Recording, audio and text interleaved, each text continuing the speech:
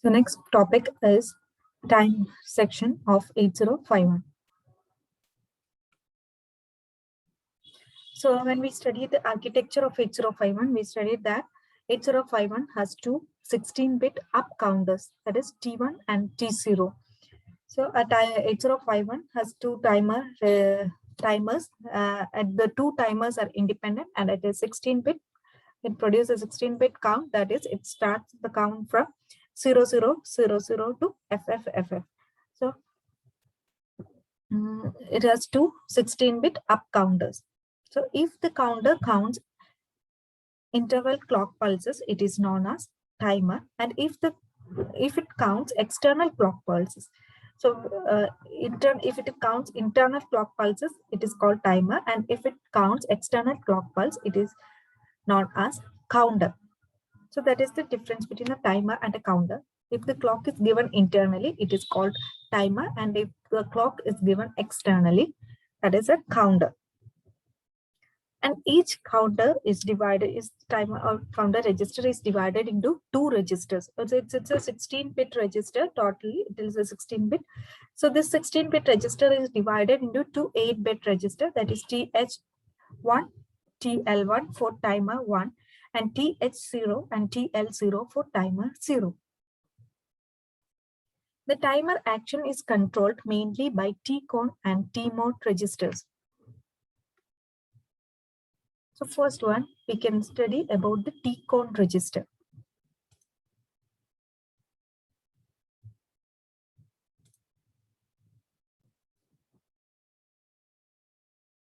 So timer register, 16-bit register. So the 16-bit register is divided into two 8-bit register.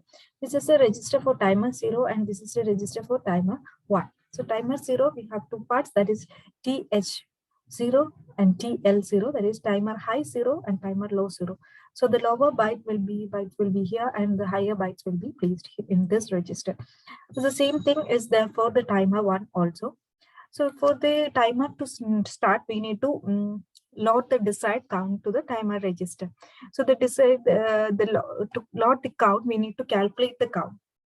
The count can be calculated as follows. That is, count to be loaded is the maximum count minus the desired count plus 1. So why we are adding plus 1 here? So here with the maximum count, we know that it is a 16-bit register. So a 16-bit register, the maximum count will be FFFF. So the maximum count is FFFF minus the desired count. So so consider that we have 0 to F, that is, it is a up counter. We are counting from 0 to 1, 2, 3, etc. up to F. So if we need the desired count is 3, so we need to minus 3 from F. So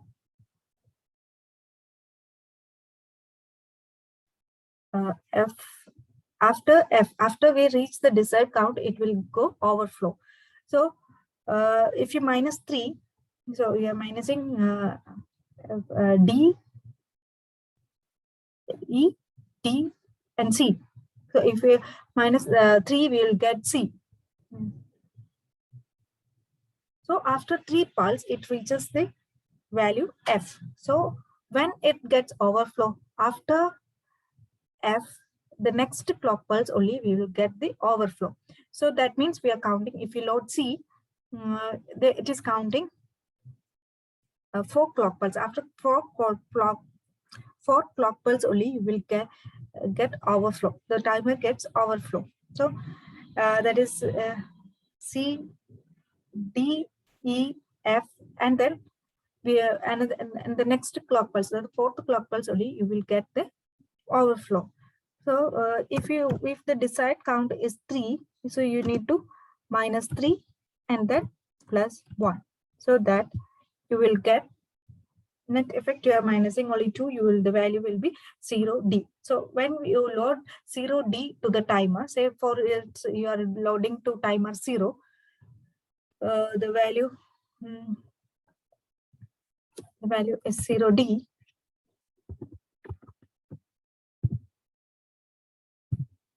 Zero D will be loaded to timer 0. If it is 4, yeah. So if after 4 clock pulse, when it comes F, it's not 0D, it is F. If you are counting, it is F, F, F minus F, F, F, D. So after getting 3 clock pulses, F, D, E, F, and then it comes the overflow. So the value that is loaded to the timer 0 register will be, the higher bytes is F, F, and the lower bytes will be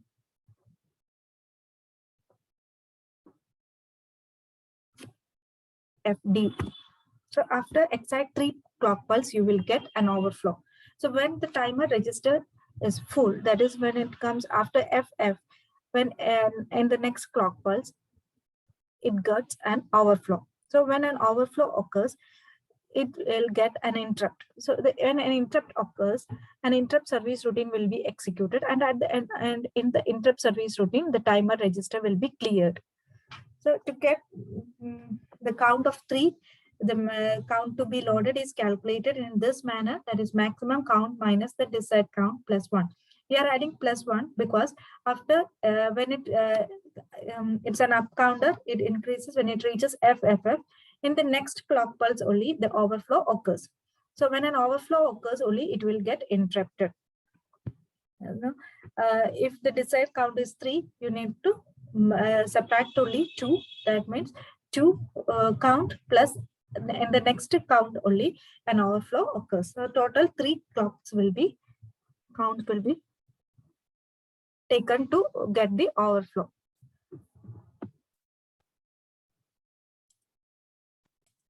Right. So this is the timer control register. It's a special function register and it is bit addressable register, as each bit of the register can be accessed individually.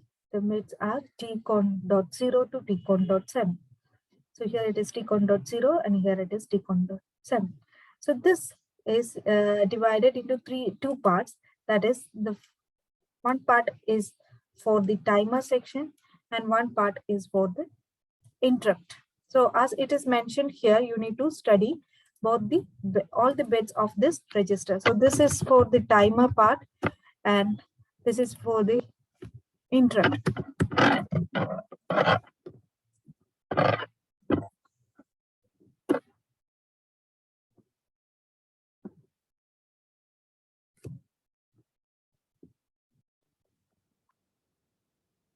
So while watching this, the timer part, first we go through the timer part. In the timer part, you can see the bits are TF1, TR1, TF0, and TR0. So by watching this bits itself, you can understand that TF0 and TR0 for timer 0 and TF1 and TR1 for timer 1.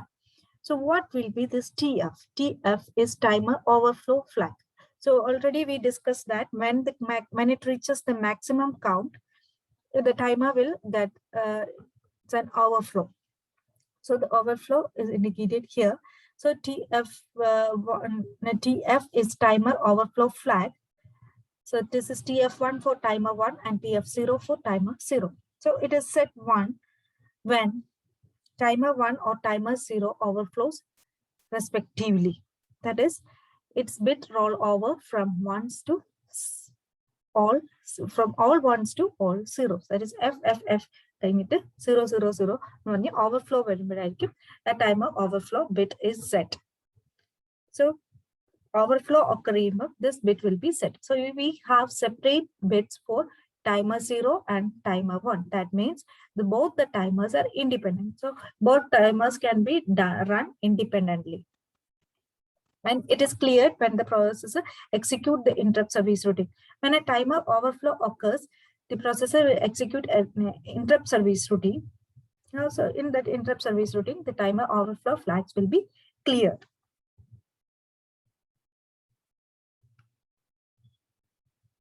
And timer run control bit. This is the timer run control bit. Timer run control bit means if the timer to run, the timer run control bit should be set. Timer run control bit set ആണെങ്കിൽ മാത്രമേ timer run ചെയ്തുള്ളൂ. To run the timer, you need to set the timer run control bit. And if to stop or to halt the timer, we will clear the timer run control bit. So this bit, this is for timer 1 and this is for timer 0. So it is set, it starts counting on timer 1. If it is TR1 is set, it starts counting on timer 1. And if TR0 is set, it starts counting on timer 0. When it is cleared, that timer will stop. And another specialty is that this bit, that is TR bit, can be set or reset by using software. So set B and clear instruction can be used to set and clear the timer run bits. So it is software control. So it's timers are hardware, but the timer run can be controlled by software. That is by program, writing the program, we can control this timer run. So set B instruction can be used to set, and clear instruction can be used to clear the timer run bits, TR bits.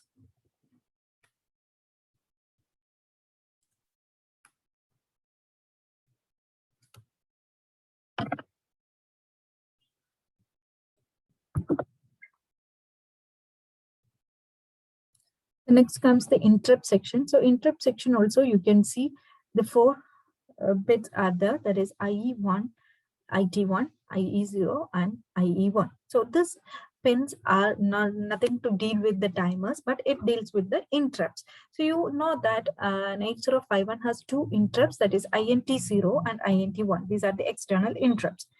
So the interrupts will be receiving at these 2 signals. So when an interrupt occurs at INT0, the interrupt edge flag will be set. So this set means it receives an IE0 will be set. So it means that an interrupt is occurred at INT0. So when IE1 flag, when an interrupt occurs at INT1, the IE1 flag will be set. So that means an interrupt is occurred at the INT1. So this is the flag bit which shows that an external interrupt is occurred. So if both interrupt occurs at the same time, both the flags will be set. So, but the processor execute the INT0 first, because when comparing with INT0 and INT1, INT0 is of highest priority. So after executing the ISR of INT0, only the INT1 will be executed. So to indicate the processor that there is an interrupt in this flag, the IE0 and IE1 is used. So when set, when an external interrupt signal received at INT1 or INT0 respectively, and it is cleared when the ISR is executed. So this is the address of ISR. And the next pin, that is IT1 and IT0. IT0. This is IT0, not IE0.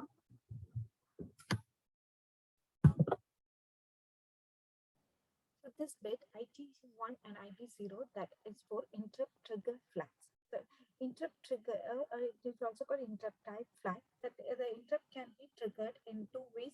One is the negative edge triggering and low level edge triggering. So negative edge triggering means when it moves from a high to low. So this is a negative edge. So this is one of the methods for triggering. When a negative edge is detected, the interrupt will get triggered, or it's a low level triggering. So it's a level triggering means when a low level occurs, that is this, when INT0 is 0, that means an interrupt is occurred. So that is level triggering and edge triggering, negative edge triggering or low level triggering. So it is when it is set, that means it triggers on negative edge, and if it is cleared, it means it triggers on low level triggering.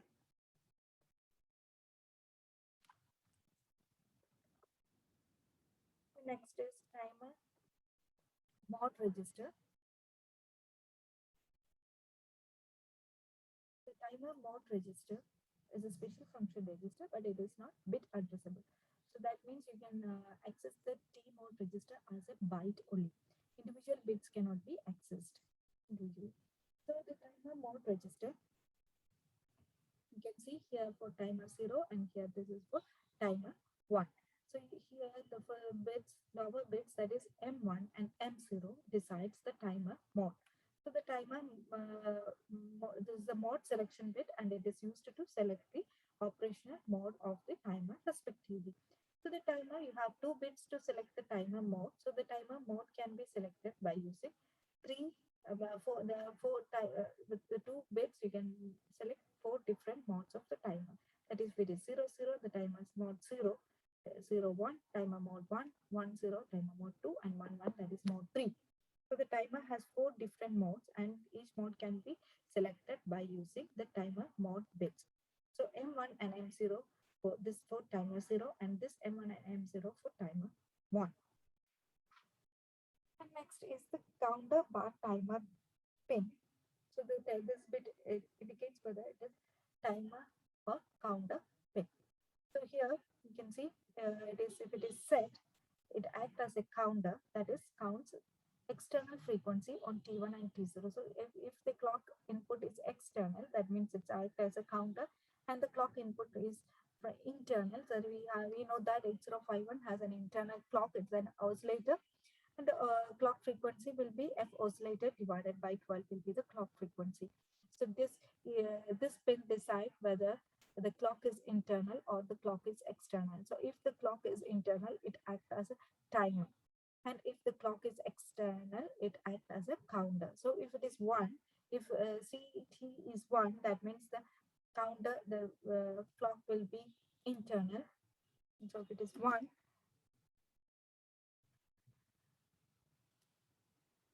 the clock will be internal, and if it is 0, that means the clock will be external. And this is the that is, it acts as a timer. Here it acts as a counter.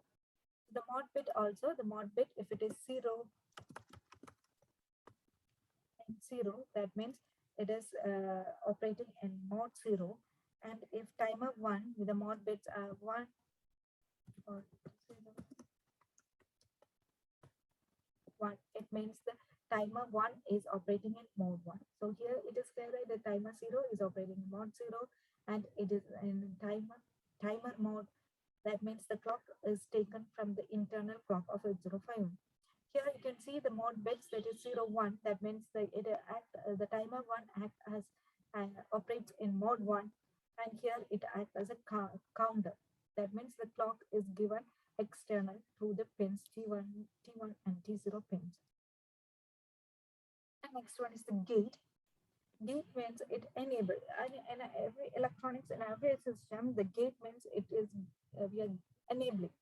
So here it is enabling the hardware control.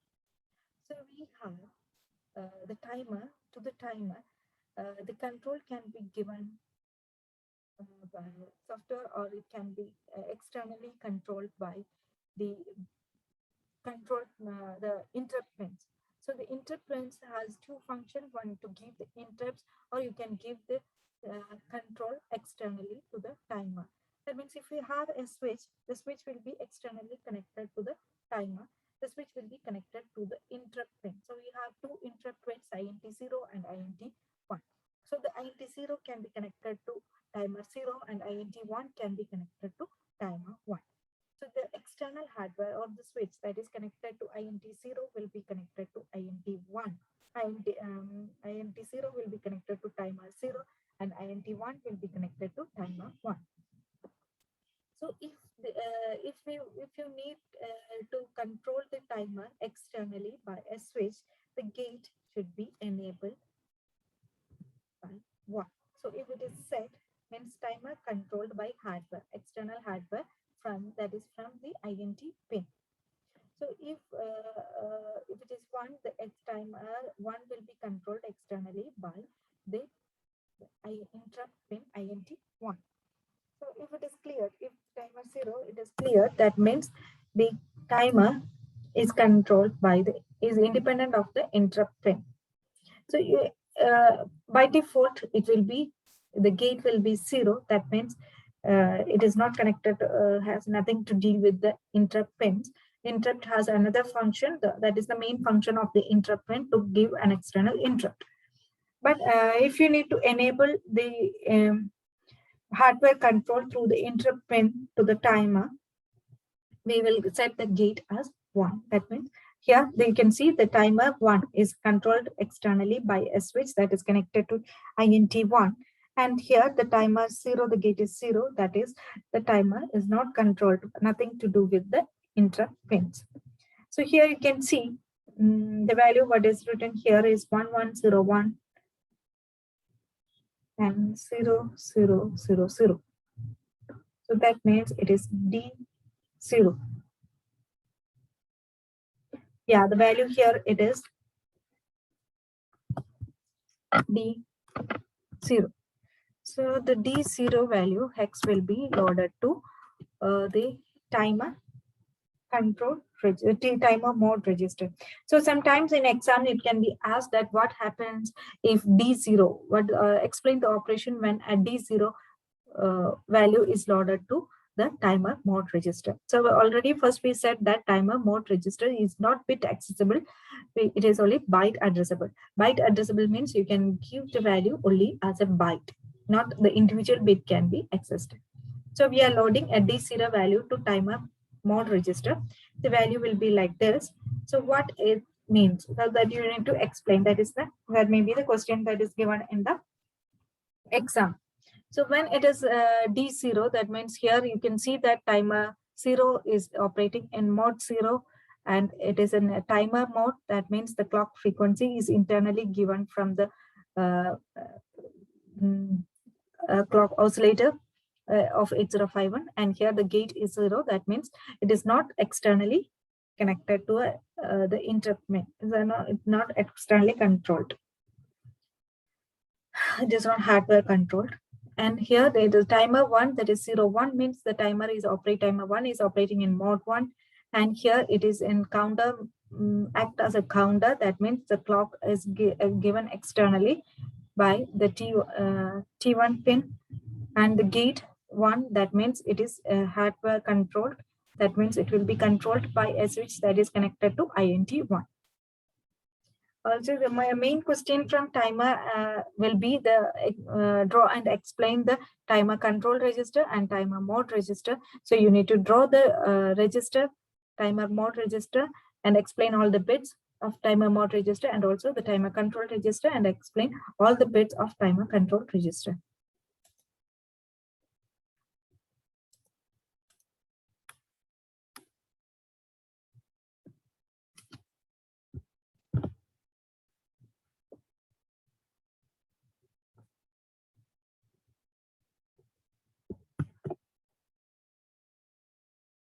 So timer counter interrupts.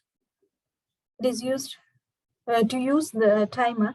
A certain count value is placed in the count register. So we discussed earlier that if you want a count of 3, you have to find a certain value that is to be loaded to the counter register. So this value is found by maximum count minus the desired count plus 1.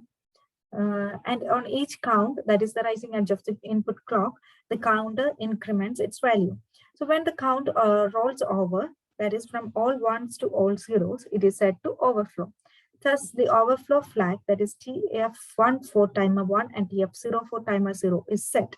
So if the timer interrupt is enabled, then the timer interrupts will occur on overflow. This is the timer counter logic.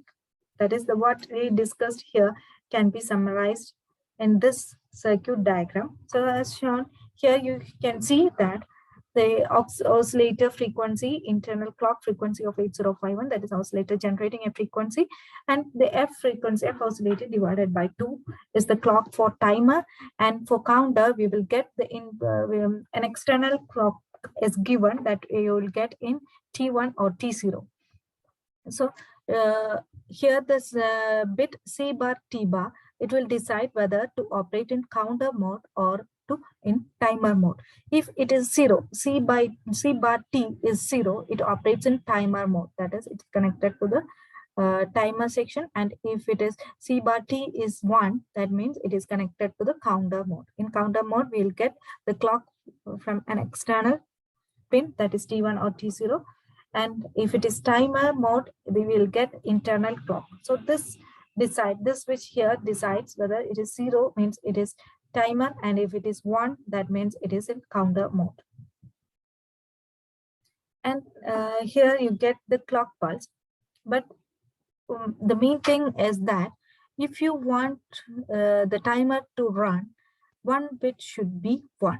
That is, the timer run bit should be 1 to run the to start counting. So this is the control part, that is, here the timer run bit, it should be 1 to run the timer. So it is given to an AND gate. That means if TR is 1, then if the output of AND gate is 1 only when both the inputs are 1. So the TR should be 1 to get 1 here.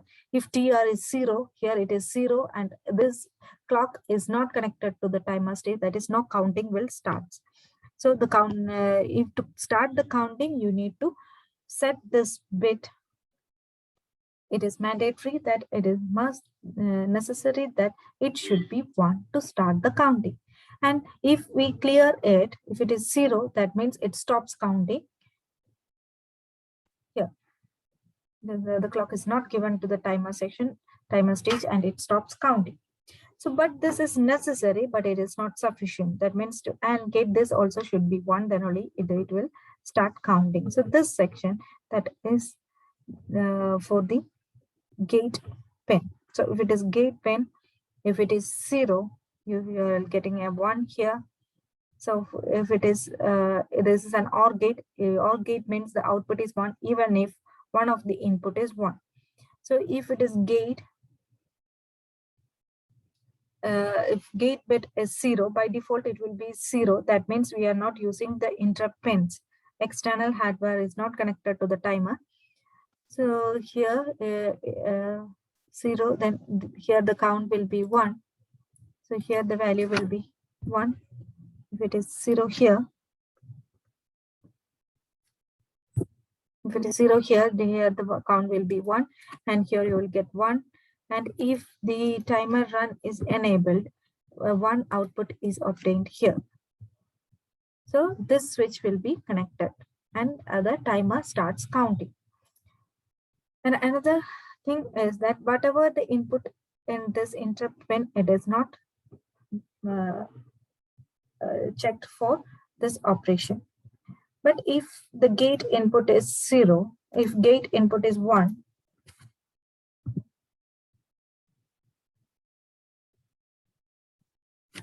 if the gate input is 1, that means here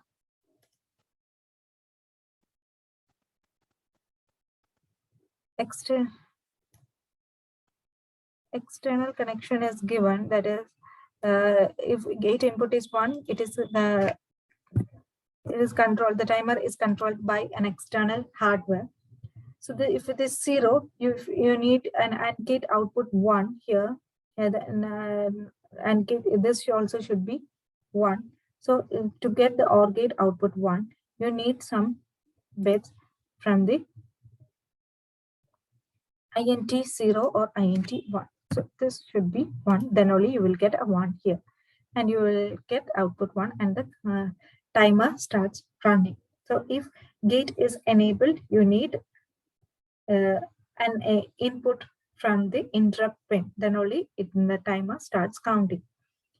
So if this is 0, this is 0 means if the run bit is 0, then the output of AND gate will be 0, and this stops counting. So that is dealing with the TR bit. So that what we discussed here. So if it is a timer, that means we are taking the internal clock. If it is a counter mode, it takes the clock from T1 or T0. And to give the clock to the timer stage, this input should be 1. This input is 1 when both the inputs of the AND gate is 1. That is, TR bit should be 1 plus this is the control for the gate, control from the gate pin. If gate pin is 0, that is by default it will be 0, that we are not using the interrupt pins for external hardware control. That is, then the timer will start run from the clock here. And if the gate is enabled, that is, if it is 1, Then you need an interrupt. We need a data input from the interrupt pin. Then only the timer will start counting.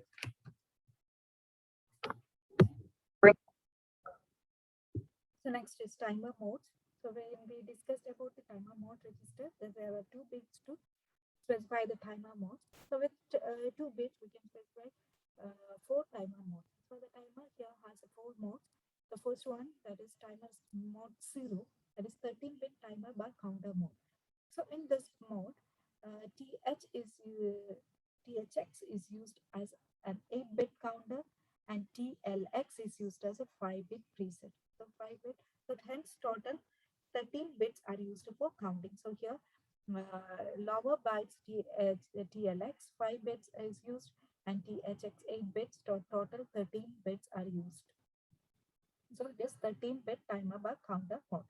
So the clock pulse from the input stage that we discussed here, we have discussed the circuit diagram. So circuit diagram, the clock pulse is given to the timer section. So this clock pulse is from that circuit, the input clock pulse is given, and this input clock pulse is given to the timer low register. So the lower byte load clock pulse and in each clock pulse the lower bytes will be incremented. So when the lower byte incremented and an overflow occurs, it gives a signal to the higher bytes. So when that lower bytes overflow one time, the timer high bytes will be incremented once. So so this always we are giving the clock pulse to timer lower byte, and the lower byte will be incremented when overflow occurs. The timer higher byte will be incremented one. So when it incremented, and here the whole thing becomes FF, and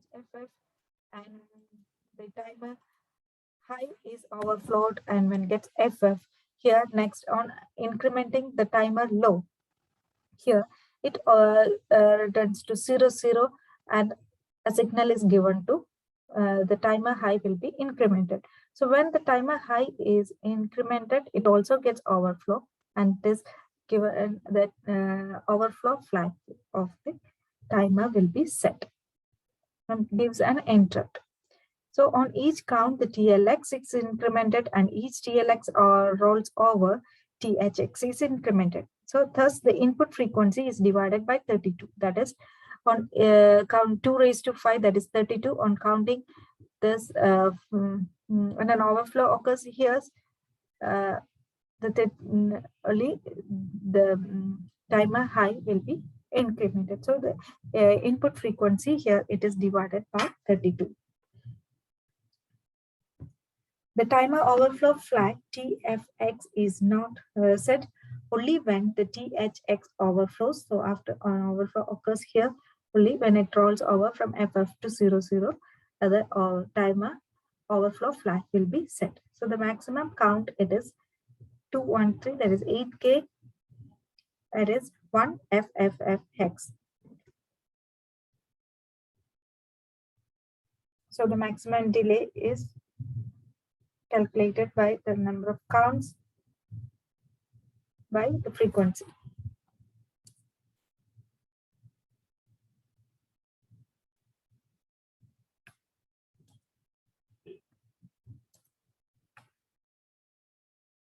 Next is timer mode 1.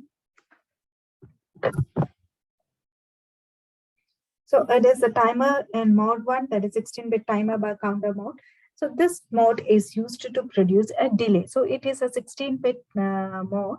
So this is the biggest of all the 4 modes. So first mode, we the timer mode 0, we said that it's a 13-bit mode. So this mode is used to divide the frequency by 32. So this purpose of the timer mode 0 is to divide the frequency by 32, and the purpose of mode 1 is to produce a delay. So whenever you write a program to produce a delay, you use the timer in mode 1. So it can produce the biggest delay. So all the 16-bit of the counter are used. So 8-bit of the timer low and 8-bit from the timer high can be used to produce the delay. And on each count, the 16-bit timer gets increments, and timer overflow flag is set when timer rolls from FFFF to 0000. So maximum count is 216, there is 16K, that is 65,436, that is FFFF is the maximum delay. And delay can be calculated like this. And next one is timer mode, that is auto reload mode.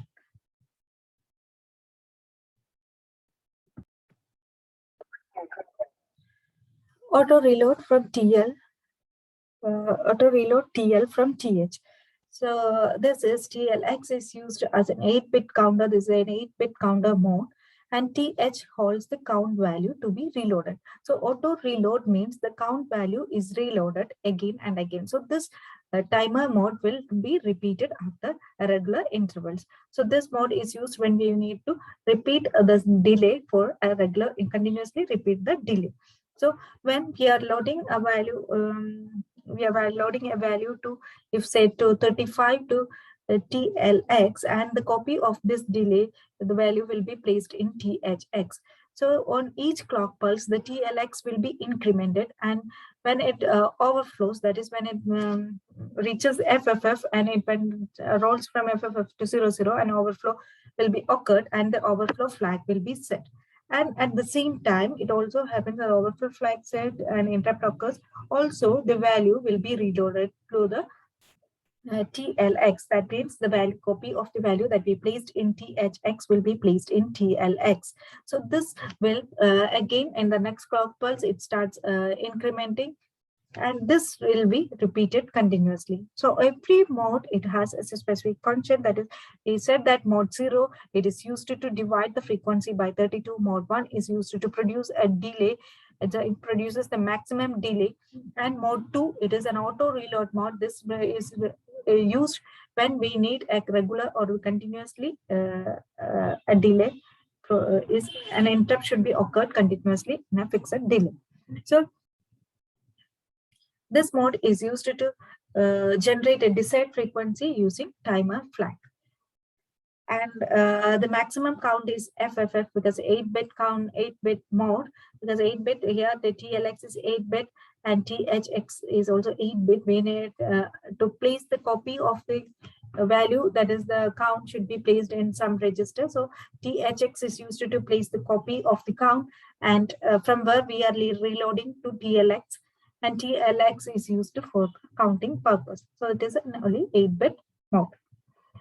And maximum count is FFF.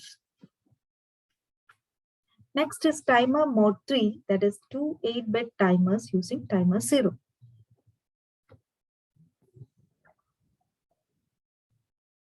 Timer mode 3, that is 2 8-bit timers using timer 0.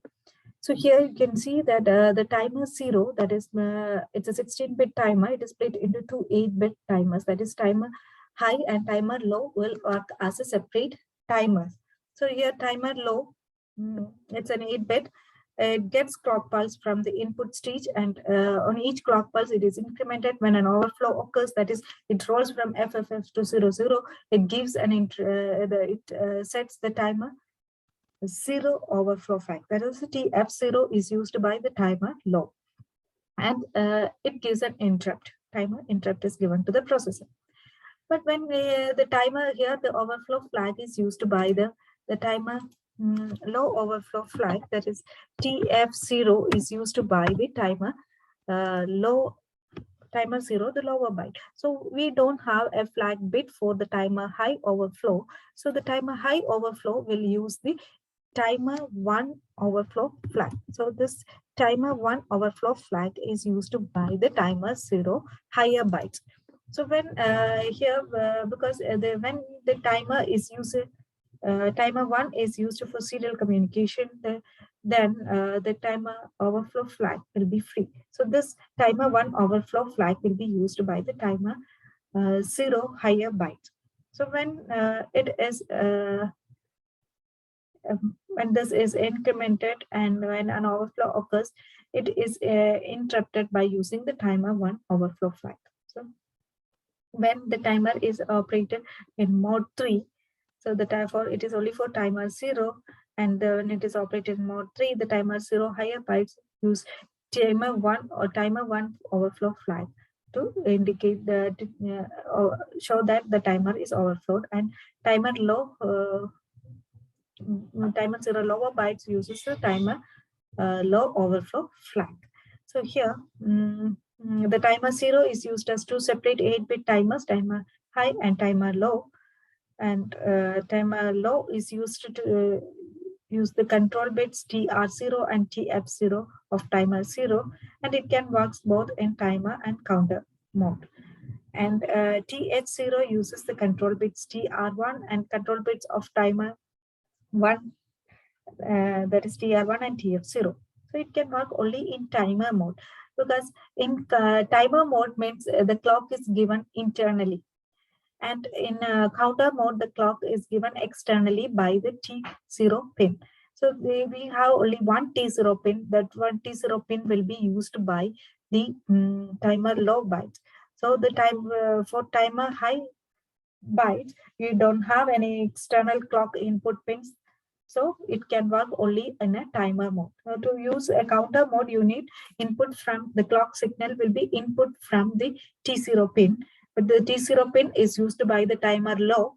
So for timer high, we don't have any external input pin to give the external clock. So the only clock that is used for timer high, timer high bits are from the internal clock. So you have studied the circuit diagram. You can see that here to work in a timer mode, you get internal clock, and to work in a counter mode, you need an external input from the T1 or T0.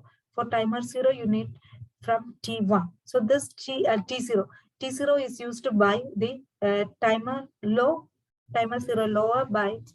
So that for timer 0 higher bytes, we don't have any input pin. So it can use only the internal clock. So this is, here you can see the input from the F oscillator by 12. That is the frequency generated by the internal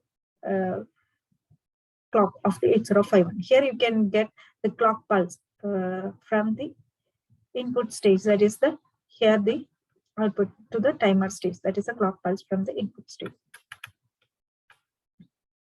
So it can work only as a timer, and timer 1 can be in mode 0, mode 1, or mode 2, but it will not generate an interrupt. To generate an interrupt, the overflow flag would be set, and then only interrupt will be generated.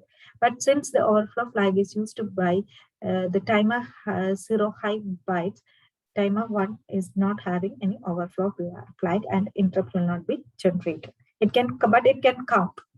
So this is all about the timer and counter. So next one is the programming, so that we will discuss in the next video.